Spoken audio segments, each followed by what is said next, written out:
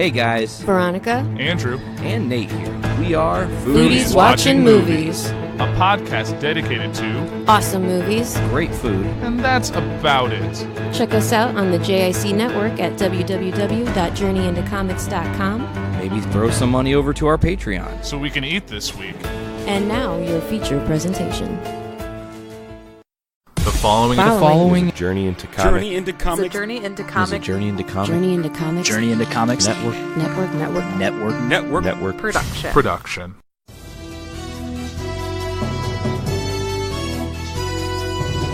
We interrupt the Journey into Comics network feed for this late-breaking edition of Puhr News, featuring Andrew Puhr. Ladies and gentlemen, welcome back. This is Puhr News, and this is our midterm special. This is where we're going to break down kind of what happened on Election Day 2018, which was a week ago today as you're listening to this. And a lot of you are probably going to be happy, a lot of you are going to be kind of indifferent, and I don't think many of you are going to hate the results, because it looks like it was a little win-win for both parties. So, one thing I want to start with is something that I found kind of interesting, and that is the 2018 midterm elections was the $5 billion election. It is the most expensive in history. The 2018 midterm will go down as one of the most expensive in history, like I said. A week out from Election Day, spending to influence congressional midterm elections already had surged to a record-smashing $4.7 billion, according to a new tally of activities by candidates, political parties, and their outside allies. Democratic donors are fueling the dramatic increase, according to the analysis by the Nonpartisan Center for Responsive Politics. It predicts spending will surpass $5.2 billion by November 6th, a 35% jump over the 2014 midterms, and the largest leap in at least 2 decades. In all, Democratic House candidates have raised more than $951 million, far exceeding the $637 million that was spent to their Republican rivals, according to the center's tally. Money raised directly by candidates goes further than funds collected by outside groups because television stations must provide candidates the lowest available advertising rate in the weeks leading up to the election. Other groups active in the midterm, such as super PACs, do not qualify for the lower rates.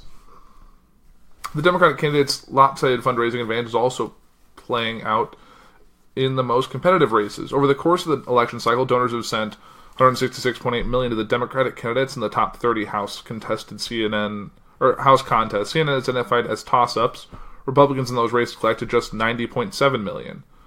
You don't need to be a political analyst to say that a lot of this is driven by rage. Sarah Bryant, the center's research director, said of the surging donations to Democrats, "You have people in places like Boston, Chicago, and San Francisco, and New York who are making political giving part of their strategy to express their dissatisfaction with the president.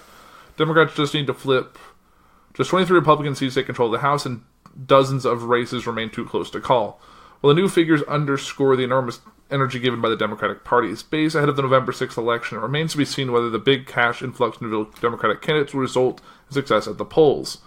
Large Republican donors are helping make up these differences in crucial races, and the party committees led by the Republican National Committee, who are also raising big sums. Among big donors, Nevada casino mogul Sheldon Adelson and his wife Miriam lead the way. They have handed out more than $113 million. They've had more than $113 million in groups aiding GOP candidates. It's the most money the Adelsons have ever disclosed spending in an election cycle. Democratic mega donors are also giving big sums. San Francisco billionaire and possible 2020 contender Tom Steyer has donated $51 million to federal races through mid-October. Another possible White House aspirant, former New York Mayor Michael Bloomberg, also writing large checks for the Democrats. Michael Malbin, executive director of the nonprofit Campaign Finance Institute, said the midterms may turn more on voter perceptions of Trump than any other factor. We are seeing rough parity both in the party committees and the roster of rich people supporting each side, he said. The president wanted to dominating the agenda, either positively or negatively, depending on which side you're on.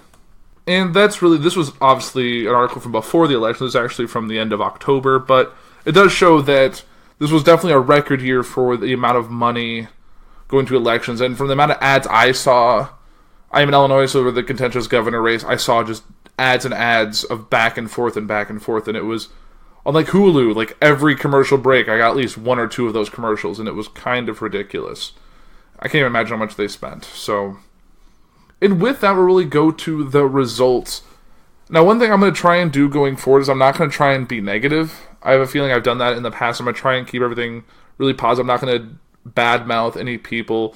Because of the article, I'll probably try and correct that a little bit, but just going to kind of go through the news I have for today, which will be wrapping up the elections, what we're doing going forward, and then some of the recent political news that has happened since the election. So this is an article from USA Today, and this is the winners and losers from the 2018 midterm elections.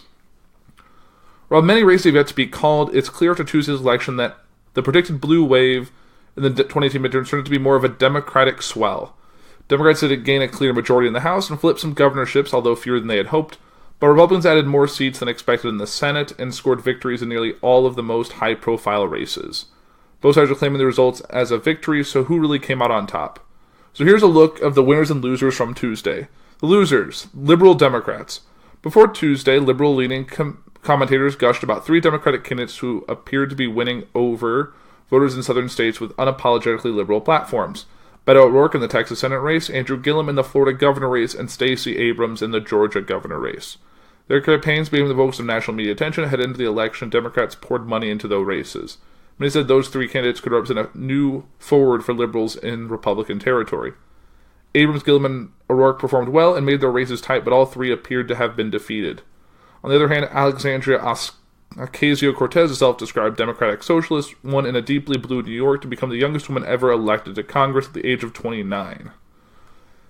And as far as I'm aware, Andrew Gillum and Stacey Abrams both haven't conceded, and I believe those are both in recount right now. So we'll have to see how that comes, and I'll definitely be reporting on that once I know more. Another one we have is Senator Mitch McConnell.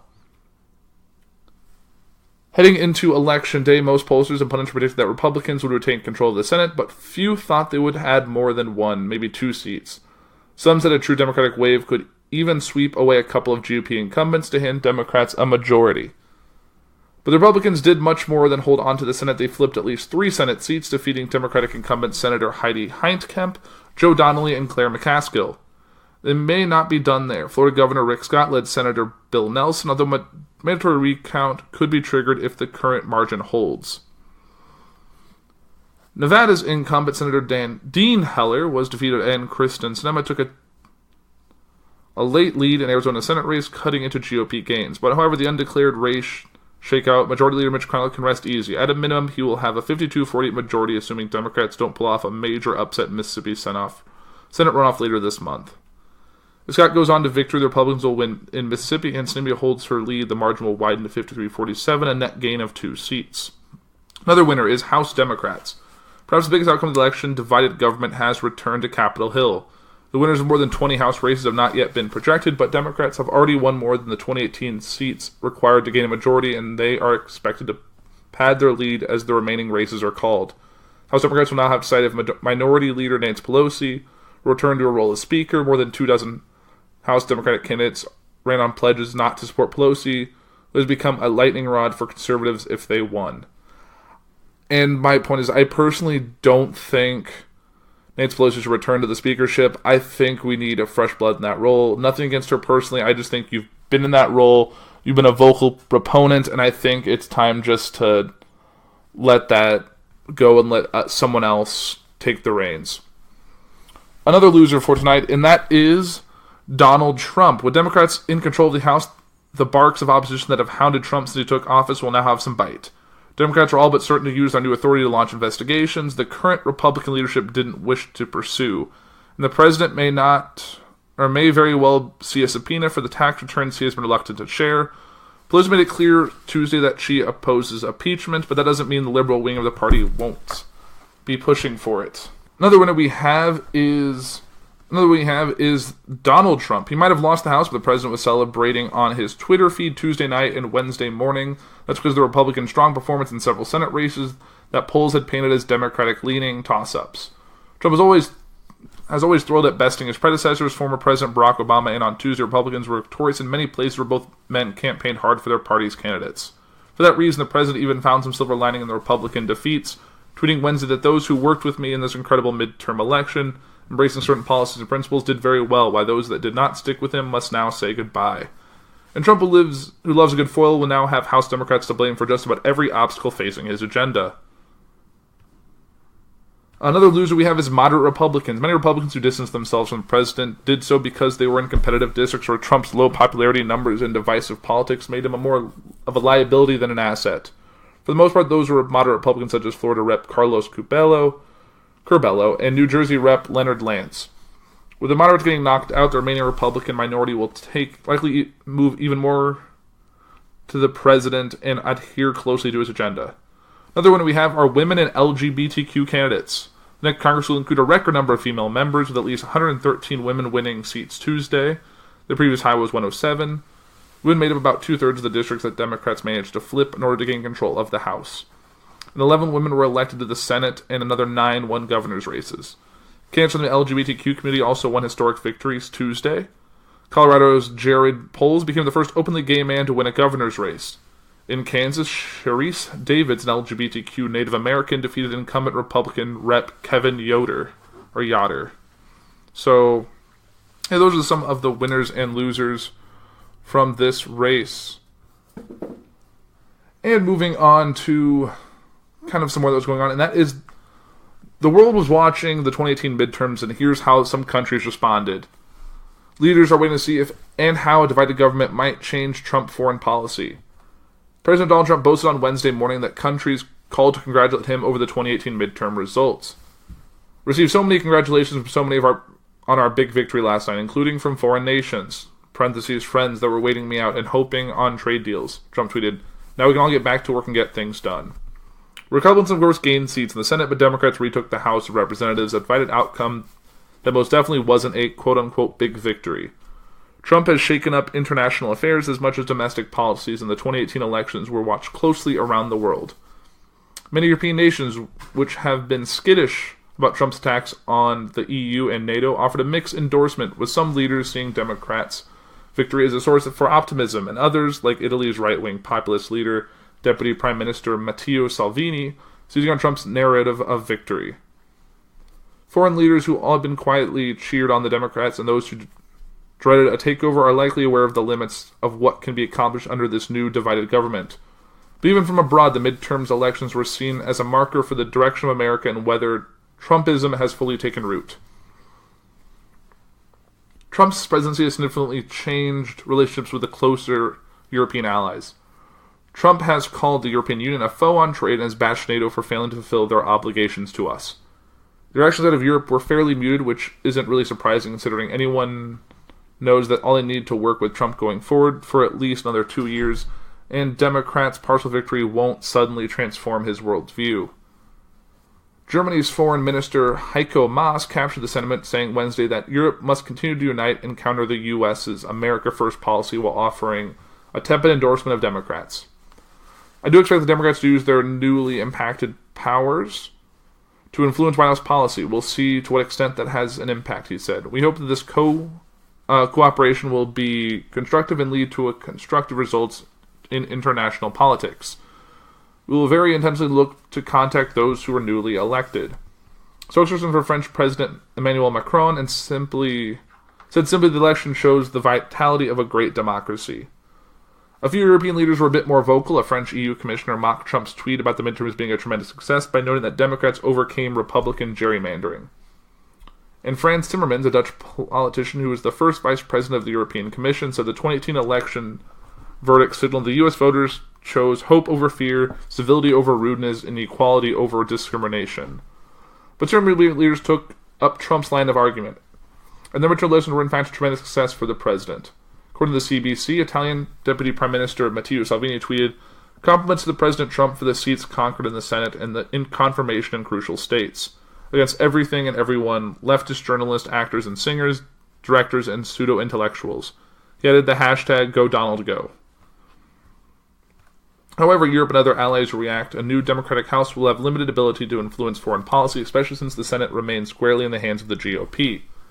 A firewall in the Senate will also mean Trump cabinet picks will likely ease through confirmation, including a potential new UN ambassador or a possible future replacement for Secretary of Defense James Mattis, should he decide to leave or be fired from the administration.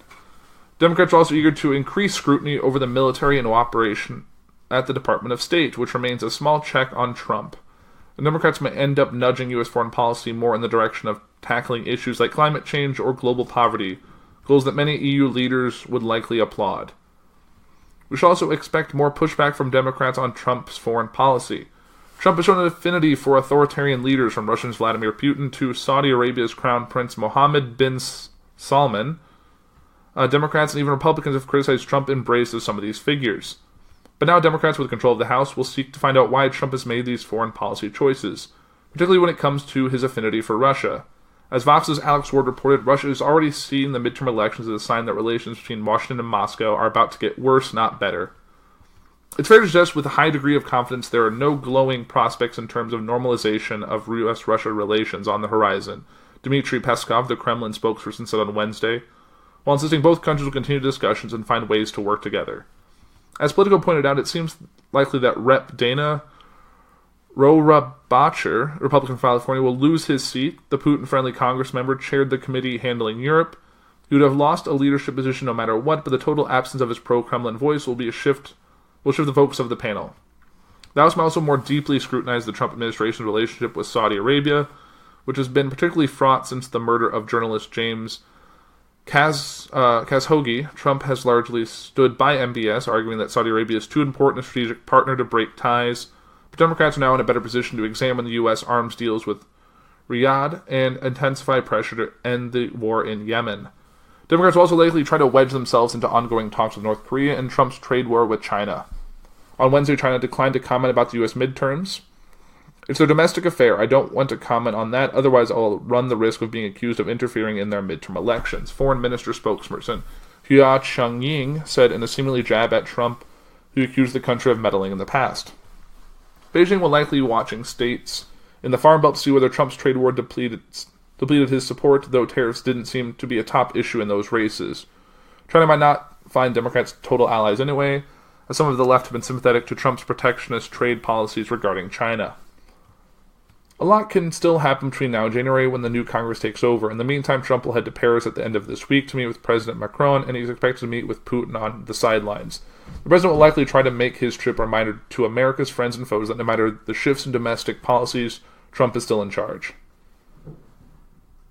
And I guess there was a correction of the article. The Post originally misidentifies the titles of Germany's Heiko Maas and Italy's Matteo Salvini. We regret this error. That's from Vox. And I know it came out, since this article is from before Trump's trip to Paris, about the whole thing with not being there for the anniversary of the Armistice and due to rain, and there have been posts about the reason he's not being there is because rain, and that his vanity doesn't want to show his hair wet, or his his spray tan washing off, or whatever that was. It could have been a logistical reason. I don't agree with the fact that he wasn't there, but I think making fun of it is not really helping anyone. In this world where we're so divided, we need to just stop finding little things to nitpick and just kind of move forward. And moving on, this is kind of where we are now. So Congress braces for high drama lame duck session. So Congress is prepared to return this week for an end-of-year session that's expected to be filled with high-stakes legislative fights and plenty of drama. Lawmakers will be forced to juggle several crucial deadlines on must-pass pieces of legislation and unravel thorny policy fights while also navigating political battles over leadership and a potential cabinet shakeup. Both chambers are set to be in session for approximately 4 weeks once they reconvene on Tuesday, which will be today, giving the lawmakers little room for error as they race to wrap up their work for this session of Congress. Here are 5 issues to watch. Leadership fights. So Republicans are mulling who will lead them starting in January as Speaker Paul Ryan prepares to retire and the caucus comes to grips with their looming status as the minority party in the House. Losing their majority in the chamber has created a chaotic, crowded race for the party's top posts, with conservatives trying to flex their muscles in the leadership fights. Rep. Jim Jordan, Republican from Iowa, is challenging Rep. Kevin McCarthy, Republican from California, for the minority leader. Jordan, a founding member of the House Freedom Caucus, has the backing of conservative groups who have called for a leadership shakeup in the wake of Tuesday's election results. House Republican Conference Chairwoman Kathy McMorris Rogers from Washington faces a challenge from Rep. Liz Cheney, a Republican from Wyoming, is not seeking another term in leadership. Rep. Steve Scalise, after suggesting he could challenge McCarthy, announced his bid to be minority whip. House Democrats are having their own struggle as they return to the majority. House Democratic leader Nancy Pelosi is appeared confident she has the votes needed to return as Speaker, a post she'd held from 2007 to 2011. And like I said before, I think it's time for new leadership in that role. Nothing against her personally, but I think it's time for someone who can bring a new voice to the speakership. The leadership contests on the Senate side are shaping up to be less dramatic. Senate Majority Leader Mitch McConnell and Senate Minority Leader Charles Schumer are expected to stay on as leaders of their respective caucuses. Meanwhile, with Senator John Cornyn, Republican Texas, term limited as Majority Whip, the rest of the leadership team will try to move up the ladder with Senator John Thune, currently the number 3 GOP senator viewed as Cornyn's likely successor. Senator Todd Young told the Associated Press that he is making a bid for the chairman of the National Republican Senatorial Committee. Government funding is another thing on the docket. Lawmakers have less than a month to prevent a partial government shutdown after Congress missed a September 30th end of fiscal year deadline to pass 7 of the 12 individual appropriation bills. Hanging over the talks are concerns about the shutdown fight over President Trump's proposed U.S.-Mexico border wall. The two chambers have been at a stalemate for months. The House funding bill for the Department of Homeland Security includes $5 billion for Trump's wall. The Senate measure, by comparison, contains only $1.6 billion. With Democrats slated to take control of the House in January, the December fight could mark the best bargaining position Republicans have until January 2021 at the earliest, and only if Trump wins re-election. Both McConnell and Schumer indicated that this past week the funding negotiations were ongoing, and both held back from establishing goalposts. Schumer said talks about border security have been bipartisan and warned the president against interfering. On the general issue of border security, we've had a great discussion in the appropriations process. They've been bipartisan, and I would hope that the president would interfere and we could get something good done, Schumer told reporters. Trump appeared to soften his long-running shutdown threat after Tuesday's elections. He told reporters the shutdown wasn't necessarily on the table, but could be, pledging that the White House would be fighting for the wall. Two other issues could throw up potential hurdles to government funding talks. Trump's pledge last month to start cutting off aid to Central American countries in retribution for a migrant caravan, and a decision to oust Attorney General Jeff Sessions. I'll discuss more on the Jeff Sessions thing later. Congress will have the chance to set the foreign aid levels in the funding bill they send to the president, which will need to include appropriations for the State Department and Foreign Operations, one of the 7 bills lawmakers failed to pass by September 30th. Retiring GOP Senator Jeff Flake on Friday opened the door to trying to get legislation to protect Special Counsel Robert Mueller into the final appropriations bill if it can't pass as a standalone measure. Neither approach seems achievable given the opposition from GOP leadership. Nominations are another thing. High on the to-do list for the lame duck session are a dozen executive and judicial nominations, as Senate Republicans have honed in on their ability to confirm Trump's nominees. Cornyn asked before the recent recess what was on post-election agenda, quipped, "Nominations, more nominations." Republicans have confirmed Trump's judicial picks, particularly nominees for the influence circuit courts, at a breakneck pace during the first 2 years of administration, even setting a record for the number of appeal judges confirmed. They're expected to continue to work with dozens of judicial nominees awaiting a Senate floor vote, and the Senate Judiciary Committee held 2 controversial hearings during October recess to advance judicial nominations. "We're going to do everything we can to get you through before the end of the year," Senator Orrin Hatch told the nominees at one of the hearings. The Arbol taxes have infuriated Democrats who say Republicans are sidestepping Senate norms in order to stack the courts with young conservative judges. Democrats who nixed the filibuster for most court nominations in 2013 are unable to block a nominee without help from Republicans. Looming over the Senate's work on Trump's nominees are concerned about a possible cabinet shakeup in the final months of the year. Sessions was the first cabinet member to go after the midterms when Trump announced on Twitter the day after the election that had been ousted. Since then, Washington has been abuzz with chatter about who could be next. Trump is reportedly considering dismissing Commerce Secretary Wilbur Ross before the end of the year. It's unlikely there is enough time on the Senate calendar for the chamber to vet, debate, and vote on a cabinet nominee, and waiting until 2019 could benefit McConnell, depending on the results of the Senate races in Arizona, Florida, and Mississippi. Republicans are expected to have between 51 and 54 seats, potentially giving them a larger margin to clear controversial nominees. Lawmakers are expected to make a renewed effort to pass a criminal justice reform bill by the end of the year after punting the issue into the lame duck session. Advocates for the proposal are hoping it has new momentum after McConnell pledged before the midterm that he would measure support for legislation and bring it to the floor if it can get the 60 votes needed to pass. If McConnell brings the bill to the Senate floor, it would mark a significant victory for bipartisan groups of senators who tried unsuccessfully for years to get a vote amid opposition from a small but vocal wing of Republican caucuses. Trump advisor and son-in-law Jared Kushner has also prioritized ongoing negotiations to merge prison reform and sentencing reform, and he's been at the center of the Senate talks. A GOP aide told The Hill earlier this month the senator involved in talks were close to a deal. While two Senate aides stressed that there were not finalized legislative text yet, a spokesman for the Grassley asked on Friday if text had been finalized, said talks remained ongoing. The tentative agreement, according to a copy of the draft legislation viewed by The Hill, would pair a House-passed prison reform bill with some sentencing reform, including reducing lifetime mandatory minimum sentences after 2 prior felony drug convictions to at least 25 years, reducing minimum sentencing after 1 prior conviction from 20 to 15 years, and make the Fair Sentencing Act retroactive. Also expanded an existing safety valve for mandatory minimum sentencings, but would not apply retroactively according to the draft seen by The Hill. Also going up is the Farm Bill. Lawmakers are aiming to wrap up the mammoth agriculture bill by the end of the year after the September 30th deadline passed without a compromise. At the center of this agreement is a stalemate over tightening requirements for food stamps, an idea being pushed for by House Republicans and Trump. The bill, which passed the House along party lines, would impose new work requirements on the food stamp program and tighten overall eligibility for federal assistance. But the idea has run into a buzzsaw in the Senate, where leadership needs 60 votes, meaning some Democratic support, to clear the bill. The Senate's legislation, which passed the chamber in July, did include the new food stamp requirements. McConnell told reporters on Kentucky that negotiations are focused on trying to get a farm bill by the end of the year. But he said the food stamp changes are mucking up the talks. We just have to compromise, he said. That's the part that is a little tricky, but we'll get there. Trump signaled last week that he still wants the work requirements, and he's blaming Democrats for the holdup. We could have it very fast without the work rules, but we want the work rules in it, and the Democrats just don't want to vote for that. So at some point, they'll have to pay maybe a price, Trump said.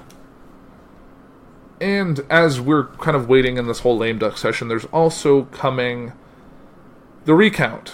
This article going to be so step right up. The recount circus has come back to Florida. From pro-Trump protesters to swarming layers to paper jams, the latest ballot counting isn't making the state look any better than the last one. Inside a man in a suit arguing for the merits of a paper clip over staples, outside a man in a Hillary Clinton mask held signs arguing for the former Democratic presidential nominee to be sent to prison along with local election officials. Florida statewide recounts got underway Sunday morning with lawsuits, protests, and some high-stakes paper jams, as both parties dug in for a prolonged legal battle over critical Senate and gubernatorial races in one of the largest states in the country. The whole world is watching this, Judge Betsy Benson said inside the Broward County Election Office, which had been newly fortified by layers of police and private security forces to protect voter counts from the protests raging outside. Almost 2 decades after hanging chads and butterfly ballots earned it ignominy? I don't actually know that word. In the 2000 presidential recount, I'm guessing it just means, made it a dark thing. Yeah, whatever. In the 2000 presidential recount, South Florida is one, again, ground zero for a closely watched recount. Let the deja vu all over again walking in here, said Larry Davis, the attorney who has monitored election for Democratic candidates and officials since 2000, calling out the names of GOP counterparts he recognized from the Bush v. Gore days 18 years ago. Of course, that had a little more importance to it. Recounts rarely turn up more than a few hundred misidentified ballots, and outgoing Republican Governor Rick Scott leads Democratic Senator Bill Nelson by about 13,000 votes in the Senate race. So could Nelson really still pull out a victory? Anything's possible, Davis said. It's Florida. NBC News has rated the race as too close to call. Some counties have to run machines 24 hours a day to process the nearly 8.2 million votes cast statewide by the Thursday afternoon deadline for recount results. And there's talk of officials plan to sleep in their offices so they would be in place to adjudicate any questionable ballots that might arise in the middle of the night. Bring your pillow, advised one attorney working for the Supervisor of Elections office in Broward County. One employee who's been seen toting a gallon jug of water and 2 energy shots as he crossed the police lines of the tightly secured office to get into work early Sunday morning. No one can sleep outside given the din of 150 or so noisy pro-Donald Trump supporters yelling through bullhorns. A cherry picker hoisted a giant Trump flag in the air, and a pickup truck was plastered with pro-Trump and pro-law enforcement flags like a MAGA porcupine. A large troop of Democratic supporters showed up on Friday, creating some tension with the pro-Trump side, but on Sunday, Trump's fans had the parking lot outside the strip mall voting office to themselves. Republican officials from Scott to Senator Marco Rubio of Florida to Trump... Republican officials from Scott to Senator Marco Rubio of Florida to Trump himself, who has tweeted about Broward no less than 5 times in the past few days, have promoted unsubstantiated allegations about voter fraud here, putting a target on the heavily Democratic county. Scott also asked the Florida Department of Law Enforcement to investigate, but the department said it had received no evidence of fraud. That hasn't stopped the protests. I imagine we're going to have people there every day, said Diana Taub, vice president of the Southwest Broward Republican Club. Still, Broward County and its supervisor of elections, Brenda Snipes, have been plagued by legitimate election administration concerns for years. Snipes is not someone who would manufacture boxes of ballots to throw an election. She's simply incompetent, the Fort Lauderdale Sun-Sentinel editorial board wrote Friday, reiterating the newspaper's call first issued in June for Snipes to step down or be removed from office. What started with a small red-hatted prayer circle in the morning swelled with the Florida heat into a large crowd by noon. The mood was alternately festive and angry. 1 minute members of Bikers for Trump were dancing to songs like Can's I Want More, recorded with pro-Trump lyrics, and the next minute a woman with long blonde hair, who said her name was MJ, was yelling at the top of her lungs about the, I'm not going to say it, so the effing Jews. An Eretz news conference broke out around the woman, who told the assembly crowd that she herself was Jewish, but frustrated that the large Jewish population in South Florida reliably votes Democratic. That seems like a weird thing to... Large tattooed man with a shaved head, who gave his name only as Taco, stepped up beside her. He was wearing a cut-off black shirt that featured a drawing of Trump riding a Harley-Davidson motorcycle and holding a sawed-off shotgun that said "Drain the Swamp." But Trump was also seen against Harley-Davidson just a couple months ago, so that seems kind of counterproductive. They control the media, they control the entertainment business, and that's what they do, he said. Donald Trump has done more for the Jews than Israel than anybody before, and it doesn't matter. You're right, it doesn't matter. Another man in a white shirt, Art Manin, stepped into the fray and noted he had been in Fallujah, Iraq. The liberals are over. I fear them more than I did the terrorists, he said, clarifying to a reporter later that he had not been in the military in Iraq, but rather was working for Halliburton, the oil field services company. Yeah, so that's just saying, like, I've been in Texas. And then, yeah, I don't know. The scene, or one like it, may repeat itself for days, since a manual recount is likely to follow the machine version once it's completed Thursday. And the hand count is where the real fun starts, as attorneys inside joked morosely. But anyone who remembers the 8-month slog that led to Al Frank's descent to the Senate, no thanks to an infamous vote for lizard people, may disagree with the amusement factor. Republicans are trying to prevent a manual count, asking judges to stop the count and impound Broward and Palm Beach counties' counting machines. Across town, addressing a very different crowd at a black church, Democratic gubernatorial candidate Andrew Gillum demanded that every vote be counted, invoking the dogs and fire hoses turned on black voters during the civil rights era. What a notion that we could find ourselves a few days after Election Day begging, pleading for people who legally cast their ballots to have those ballots counted, Gillum said. After service that included comments from a Muslim, a Jew, and a labor union organizer, the crowd erupted in a chant of, "Count every vote." And I do agree, if every vote was in by the deadline on Election Day, they should be counted. And if there was any issues, those should be adjusted. So, we'll see what comes of this. And keeping with the whole thing with Florida, so Nelson charges Scott is undermining Florida elections, demand recusal from the recount.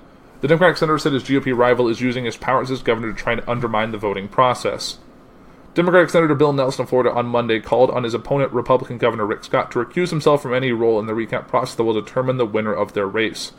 It's obvious that Scott cannot oversee the process in a fair and impartial way, Nelson said in a 2-minute video released by his campaign. Unless he should remove himself from any role in the recount process so that people can have confidence in the integrity of the election. Given his efforts to undermine the votes of Floridians, this is the only way that we can ensure that the people's votes are protected. The recount is overseen by Florida Secretary of State Ken Denser, a Republican who was appointed to his position in 2012 by Scott. Nelson accused his GOP opponent of not being interested in making sure every lawful vote is counted and of using his power as governor to try to undermine the voting process. The Democrat opponent of Scott suggested without evidence that rampant voter fraud may be taking place in the Democratic strongholds of Broward and Palm Beach counties. He stood on the steps of the governor's mansion and tried to use the Florida Department of Law Enforcement to investigate the Broward elections chief, Nelson said. He filed lawsuits to try and stop votes from being counted and to impound voting machines. The reason he's doing these things is obvious. He's worried when all the votes are counted, he'll lose the election. Nelson's video comes up as the recount battle between him and Scott is heated up. On election day, Scott appeared poised to defeat the longtime incumbent, but as more votes have been counted in counties such as Broward and Palm Beach, Scott's lead is narrowed to the point where, under Florida law, an automatic machine recount is triggered. The recount began this weekend and must be completed by Thursday. The lawsuits filed by both Scott and Nelson's camp could complicate that timeline. Spokesman for Scott responded to Nelson Monday, saying in a statement, "The Democrat is once again confused." The recount is being managed by the individual and independent supervisors of elections in all 67 counties, the spokesman added. If Bill Dust has an issue with the way the recount is being run, he should take it up with them. Republican Senator Scott and President Donald Trump have insisted that Democrats are trying to steal the election, with each suggesting the rampant voter fraud could be taking place in the key Democratic-leaning counties. Every Floridian should be concerned that there be rampant fraud happening in Palm Beach and Broward County, Scott said Thursday. We've all seen the incompetence and the irregularities in vote tabulations in Broward and Palm Beach for years. Well, here we go again. I will not sit idly by while unethical liberals try to steal this election from the great people of Florida. No evidence of such fraud has been brought forth. State election officials said they have not seen any evidence of fraud, like I said in the last article. As of Monday morning, Scott holds a lead of about 13,000 votes, while former GOP Rep. Ron DeSantis is an edge of about 33,000 votes over Democratic Tallahassee Mayor Andrew Gillum in the battle for governor that is also going through an automatic recount. NBC News has rated DeSantis as the apparent winner in the Senate race as too close to call. Trump joined in on Monday morning, calling for an end to the recount and for Republicans to be declared victorious. Without offering any evidence, Trump claimed ballots were massively infected. Trump's tweet said, "The Florida election will be called in favor of Rick Scott and Ron DeSantis, and that large number of new ballots showed up out of nowhere, and many ballots are missing or forged. An honest vote count is no longer possible. Ballots massively infected must go with election night." Gillum quickly shot back, saying the president sounded nervous about the recount. And his tweet was, "You sound nervous. Quote, count every vote." So it definitely seems like they don't want to have a Democratic governor or a new Democratic senator to worry about. Or was he a rep? Yeah, Democratic senator. So we'll see kind of what happens there. And moving on from the election coverage to news that happened the day after elections, that was Jeff Sessions is now out as Attorney General. He was Trump's biggest proponent of Trumpism and a major obstacle to ending the Russian probe. President Donald Trump's fury over the Russian probe has just led the oustrage of the man who most embodies Trumpism, and who played a key role in Trump's surprise election win in 2016. On Wednesday, just one day after the midterm elections, Trump asked Attorney General Sessions to resign, ending the longtime Alabama senator's nearly 2 years running the Department of Justice. Trump tweeted that Matthew Whitaker, Sessions' chief of staff, will take over as the acting head of the Justice Department, and that a permanent replacement will be announced soon. We thank Attorney General Jeff Sessions for his service and wish him well, Trump continued. Sessions also wrote a resignation letter, which he says Trump requested, in which he outlined much of what he did in office, such as combat gangs. "I have served honorably as your Attorney General, and I have worked to implement the law enforcement agenda based on the rule of law that formed a central part of your campaign," he wrote. The move has been telegraphed on Capitol Hill, with top Republican senators and former Sessions allies like Senator Lindsey Graham of South Carolina and Senator Chuck Grassley of Iowa saying they expected Sessions' ouster after the midterm elections. The resignation took few by surprise. Trump has expressed his anger at Sessions for months, prompting repeated questions about how long the Attorney General would keep his job. Sessions known to have offered to resign at least once. Trump refused to accept it. This was not unexpected. Carl Tobias, a law professor of the University of Richmond, told Vox, "Sessions tolerated more abuse than Trump from Trump than any other cabinet member should have had to endure. Yet he soldiered on out of a sense of duty." Trump added fuel to the fire during an August 23rd interview with Fox News. "I put in an Attorney General who never took control of the Justice Department," the president said. "Even my enemies say that Jeff Sessions should have told you that he was going to recuse himself and that you wouldn't have put him in." Sessions responded mere hours later, "I took control of the Department of Justice the day I was sworn in, which is why I have unprecedented success at effectuating the president's agenda. One that protects the safety and security and rights of the American people, reduces violent crimes, enforces our immigration laws, promotes economic growth, and advances religious liberty," Sessions said in a written statement. "While I am Attorney General, the actions of the Department of Justice will not be improperly influenced by political considerations." Sessions' defense hasn't stopped Trump from publicly blasting him. September, for example, Trump targeted Sessions after the Justice Department indicted 2 Republican members of Congress. 2 long-running Obama-era investigations of 2 very popular Republican congressmen were brought to a well-publicized charge just ahead of the midterms by the Jeff Sessions Justice Department, Trump tweeted on September 3rd. "Too easy wins now in doubt because there's not enough time. Good job, Jeff. ... The president continuously criticized Sessions, the nation's top law enforcement official, for accusing himself from the probe into whether the Trump campaign colluded with Russia, a move that set the stage for the appointment of special counsel Robert Mueller. Trump has also complained that Sessions wasn't sufficiently loyal because, since then, he failed to prevent Mueller from indicting a growing number of Trump confidants and targeting others. The irony of Sessions' departure is that Trump has been removed one of his most loyal foot soldiers, which could imperil other parts of the president's agenda. Sessions was one of the first senators to endorse Trump. He used his time as the nation's top law enforcement officer to implement the anti-immigration, tough-on-crime policies that they're core of Trump's campaign. Sessions pulled back federal oversight of local police departments. He moved to prosecute anyone who illegally crossed the U.S.-Mexico border, regardless of the conditions they escaping back home, while pushing immigration judges to take on more deportation cases. He rescinded previous limitations on harsh mandatory minimum prison sentences for low-level drug offenses and asked prosecutors to consider the death penalty in some drug trafficking cases. Whether Trump realizes it or not, he has let his fury over the Russian investigation threaten his policy agenda, throwing his already chaotic presidency into even more chaos. Trump thought about getting rid of Sessions last year, now he's finally done it. The long-standing questions over Trump's campaign ties to Russia hobbled Sessions from the start. During his January 2017 confirmation hearing, Sessions told senators while under oath, "I've been called a surrogate at a time or two in that campaign and I did not have communication with the Russians." Washington Post reported soon after Sessions did meet with Russian officials during the presidential campaign, specifically with Russia's then ambassador to the U.S., Sergei Kislyak. Sessions later claimed that he misunderstood the original question and meant to say that he had only met with Russian officials in his capacity as a U.S. senator and not as a surrogate to the Trump campaign. In March, he said, "I have never had meetings with Russian operatives or Russian intermediaries about the Trump campaign." That was also untrue. In July 2017, the Post reported that Sessions had in fact talked with Kislyak about the presidential election during the campaign. Sessions recused himself from the Trump-Russia probe on March 2, 2017 because of his own ties to Moscow, a move that was hailed by former Justice Department officials from both parties. That put the Russia probe in the hands of Deputy Attorney General Rod Rosenstein, who later named Mueller as the special counsel. Trump routinely derides Rosenstein, calling him a Democrat even though he's a lifelong Republican. Rosenstein also repeatedly declined to say he would fire Mueller even if Trump asked him to. Rosenstein is actually the only one who has the authority to fire Mueller, though Trump could simply oust Rosenstein and order his replacement to do so.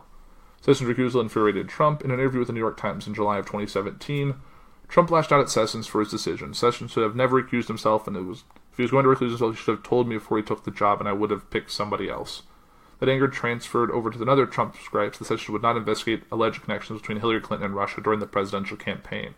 Trump also fumed about this on Twitter in July 2017, going as far as to call him very weak.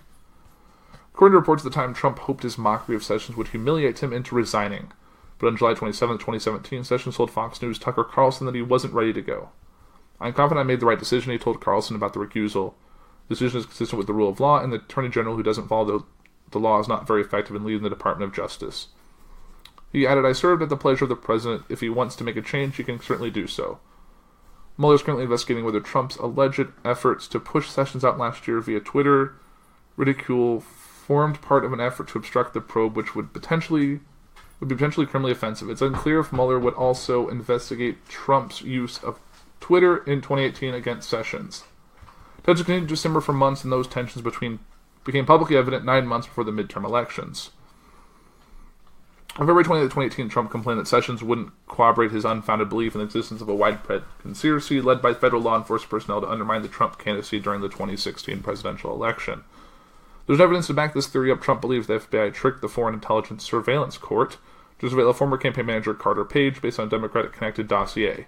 The Trump supporters' claim started the process that eventually led to special counsel Robert Mueller's probe into the possible Trump-Russia collusion to the 2016 presidential election. A probe Trump consistently labels a witch hunt. Where Trump is wrong, we now know that Trump-Russia investigation began, at least in part, because a former Trump campaign aide, George Papadopoulos, told Australia's ambassador to the United Kingdom that Russia had dirt on Hillary Clinton in the form of thousands of hacked emails. Further surveillance of Page was justified by ample corroborating evidence beyond the so-called Steele dossier and was renewed several times because judges, all appointed to the federal branch by the GP presidents and selected for the FISC duty by Supreme Court Justice John Roberts, was also appointed by a Republican, deemed the ongoing surveillance to be fruitful. But Trump still believes what Fox News tells him. He's the victim in a move clearly intended to mollify the president.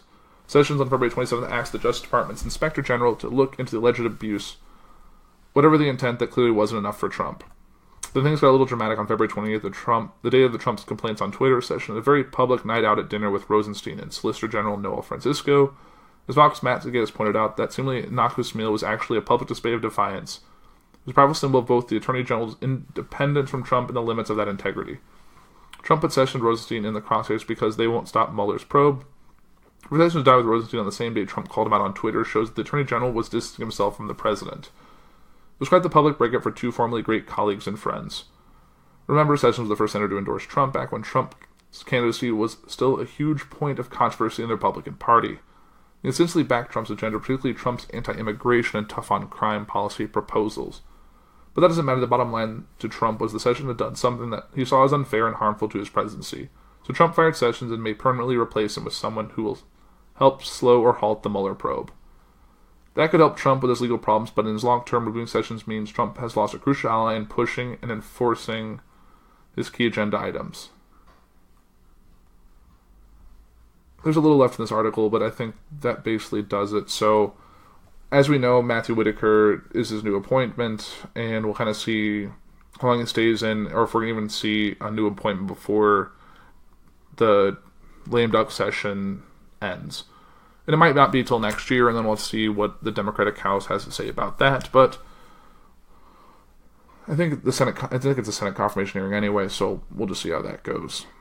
But I think that'll do it for Puhr News for this week. It's been a lot of news to talk about, and it's kind of one of the longest episodes I've done, running at about 45 minutes right now. So that'll wrap it up. You can find me on journeyintocomics.com. You can find me on Facebook at Puhr News, and on Instagram at Puhr News. And you can get early access to all of our shows by going to patreon.com/journeyintocomics. And I believe the Puhr Entertainment episode, which will be a Stan Lee tribute, will come out early as well. So definitely check it out for that. For just $1, you can get early access as well as exclusive content. But that is Puhr News for this week. I am Andrew Puhr. You have a great week.